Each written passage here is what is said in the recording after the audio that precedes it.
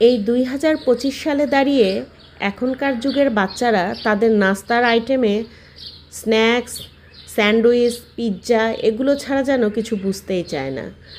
আর আমাদের সময় কিন্তু নাস্তা বলতে ছিল মুড়ি, ঝালমুড়ি আর কি চানাচুর দিয়ে মাখানো সর্ষের তেলে।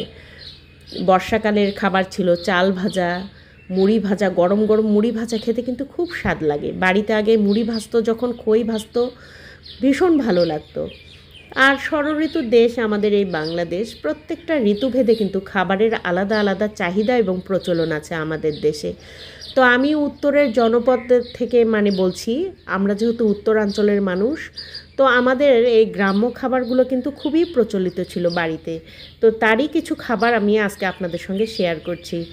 তো এই চাল ভাজা ভেজে নিচ্ছি আজকে। চাল একদম ভাতের চাল, যে চালে আমরা ভাত খাই সেই চালটা লাগবে।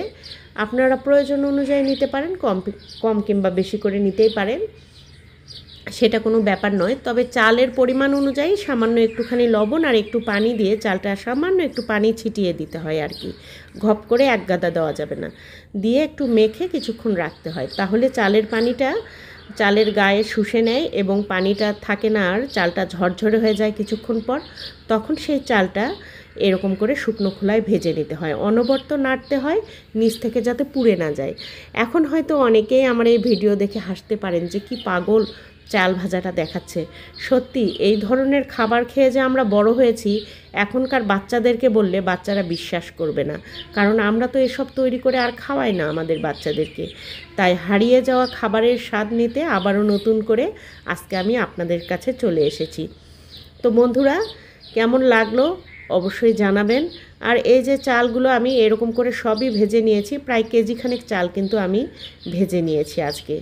আর প্রত্যেকটা চাল ভেজে ভেজে লাস্টে একটা ছড়ানো পাত্রে এরকম ছড়িয়ে রেখেছি। প্রচুর গরম চালটা, তো 1 কেজি চাল ভেজে কিন্তু অনেকগুলো হয়েছে। আর শুকনো খোলায় খুব বড় একটা খোলা নিয়েছি, বেশ ঝটপটি ভেজে নিতে পেরেছি। আমার ছেলের দাঁতে যেহেতু ব্রেস পড়িয়েছে, তাই আজকে আমি আমার ছেলের জন্য ছোলা ভাজবো না। ছোলা ভাজিটা কিন্তু খুবই ভালো লাগে চাল ভাজার সঙ্গে। তো আমি তার পরিবর্তে বাদাম ভেজে নিচ্ছি, চীনা বাদাম ভেজে নিচ্ছি। আর এই যে বাদামের পোকা কিংবা পচা যেগুলো থাকে আর কি, সেগুলো একটু বেছে নেব। তো দেখতেই পাচ্ছেন আমি মনে হয় 2-1টা দেখতেও পেয়েছি, এই যে তুলে নিচ্ছি সেগুলো। এটা খুবই স্বাভাবিক, তো আপনারাও এটা বেছে নেবেন প্রথম অবস্থাতেই, তাহলে খুব ভালো হবে। তো এখন আমি এই বাদামগুলো কিন্তু ভেজে নিচ্ছি। প্রথমে আমি শুকনো খোলাতেই ভাজা শুরু করেছিলাম, পরে অবশ্য সামান্য একটু সয়াবিন তেল অ্যাড করে দিয়েছি। তেলটা দিলে বাদামটার কালারটাও খুব ভালো আসে এবং মুচমুচে হয়ে চারদিকে খুব সুন্দর হয়ে কিন্তু ভাজাটা হয়। তাই আমি সামান্য তেল অ্যাড করেছি। বাড়িতে যখন বাদাম ভেজে নেবেন, আমরা যেহেতু বালিতে ভাজছি না, সেজন্য একটুখানি তেল অ্যাড করে নেবেন। এই বাদামটা খেতে খুবই ভালো হয়, মুচমুচে এবং খুব ফ্লেভারফুল হয়। তো দেখতেই পাচ্ছেন আমি বাদামগুলো এরকম নাড়াচাড়া করে ভেজে নিচ্ছি। চুলার জালটা মিডিয়ামে রেখেছি। খুব বেশি হিট দিলে কিন্তু বাদামটা পুড়ে কালো হয়ে যাবে, আর পুটপুট করে কিন্তু বাদামটা ফুটে উঠবে। আপনি নিশ্চয়ই বুঝতে পারবেন এটা যখন ভাজতে শুরু করবেন আর কি।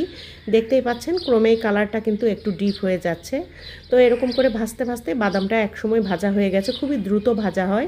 এখন আমি এগুলো তুলে নিচ্ছি। তো বন্ধুরা, গ্রাম বাংলার এই খাবারগুলো দেখে কি মনে হচ্ছে আপনাদের? আমরা কিন্তু বর্ষাকাল হলেই এই খাবারগুলো কৌটো ভরে রেখে দেই এবং যখনই মন চায় এক মুঠ নিয়ে খেতে শুরু করি। আর এই যে সবচাইতে সুস্বাদু আর লোভনীয় খাবারটা এখন আমি রেডি করছি।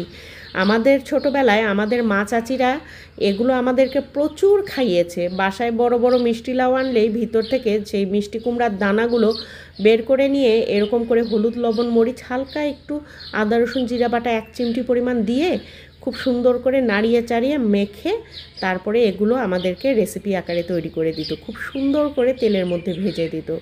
তো সেইগুলোই আমি আজকে আপনাদের সঙ্গে শেয়ার করছি, যাতে এই গ্রামীণ খাবারগুলো একদম হারিয়ে না যায়। আমাদের ঐতিহ্যপূর্ণ খাবার এগুলো বলতে হয়। তো এই গ্রামীণ খাবারগুলো হারিয়ে যাতে না যায়, এখনকার বাচ্চাদের সঙ্গে পরিচিত করে দেওয়ার জন্যই আবারও আমি এই খাবারগুলো দেখাচ্ছি। এটা রান্না করা বা তৈরি করা মোটেই কঠিন কিছু নয়, এটা সবাই পারবে, বাচ্চা থেকে বুড়ো সবাই এক চুটকিতে এটা তৈরি করে নিতে পারবে। তো দেখতেই পাচ্ছেন ফ্রাই প্যানে বাদাম তুলে নিয়েছি, সেই ফ্রাই প্যানে তেল ছিল, তার মধ্যেই দিয়ে দিয়েছি আমি কুমড়োর বীজগুলো। এখন খুব সুন্দর করে ভেজে নিচ্ছি। ঝাল মশলা দিয়ে মাখিয়ে নিলে খেতে কিন্তু খুবই মজা লাগে। অবশ্যই ঝাল মশলা দিয়ে এরকম মাখিয়ে খাওয়ার চেষ্টা করবেন, ভালো লাগবে। একটু স্পাইসি হলে ভীষণ ভালো লাগে। তো বন্ধুরা, এত সুন্দর এটার একটা আওয়াজ হয় যখন এটা ফেটে ফেটে যায় আর কি, আওয়াজটা খুবই ভালো লাগে। আমি আপনাদের সঙ্গে অবশ্যই আওয়াজটা শেয়ার করব। আশা করছি আওয়াজটা আপনাদেরও খুবই ভালো লাগবে। আমার তো ভীষণ ভালো লাগে, আমি খুব এনজয় করি। ওই জন্য এই টাইপের ভাজা পোড়া খাবারগুলো যখন হয় আমি খুব আগ্রহ নিয়ে এগুলো ভাজি। আমার এতে খুব ভালো লাগে এগুলো বানাতে এবং সবাইকে খাওয়াতে। তো আজকে কিন্তু একদম বৃষ্টিমুখর বর্ষার সন্ধ্যা, এগুলো তৈরি করে নিয়েছি। এখন আমরা সবাই মিলে এগুলো প্রাণ ভরে উপভোগ করব। একটুখানি তেল দিয়ে দিলাম এখানে। তেল একটু কম হলে পরে মানে ভাজাটা একটু ভালো হয় না আর কি। আর একটু সামান্য তেল দিলাম, ঠিক এই পরিমাণেই তেল দিবেন আপনারাও, তাহলে ভাজাটা একদম পারফেক্ট হবে। তো বন্ধুরা, আজকেই যদি চ্যানেলটি ভিজিট করে থাকেন নতুন, তাহলে বলবো অবশ্যই চ্যানেলটি সাবস্ক্রাইব করে দিবেন বন্ধুরা, এটুকু অনুরোধ করব আপনাদের কাছে। আর চ্যানেলটি সাবস্ক্রাইব করে দিয়ে পাশে থাকা বেল আইকনটি বাজিয়ে অল অপশনে একটা ক্লিক দিয়ে দিবেন সব ভিডিও, তাহলে আপনারা পেয়ে যাবেন। আর এরকম ভিডিও আরও আমার চ্যানেলে দেওয়া আছে। ভিডিও ভালো লাগলে ভিডিওটিতে ছোট্ট করে একটা লাইক দিয়ে দিবেন, আর সেই সঙ্গে কমেন্টে জানাবেন কেমন লেগেছে। তো দেখেন বীজগুলো ফেটে যাওয়ার আওয়াজটা দেখেন, চারদিকে ছিটকে যাচ্ছে বলে কভার করে দিলাম।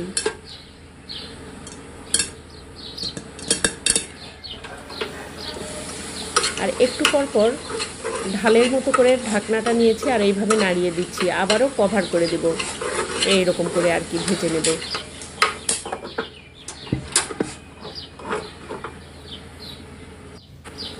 আর এরকম করে ঢাকা চাপা দিয়ে দিয়ে ভেজে নিয়েছি শেষ পর্যন্ত, একদম ছিটকে ছিটকে যাচ্ছিল চারপাশে।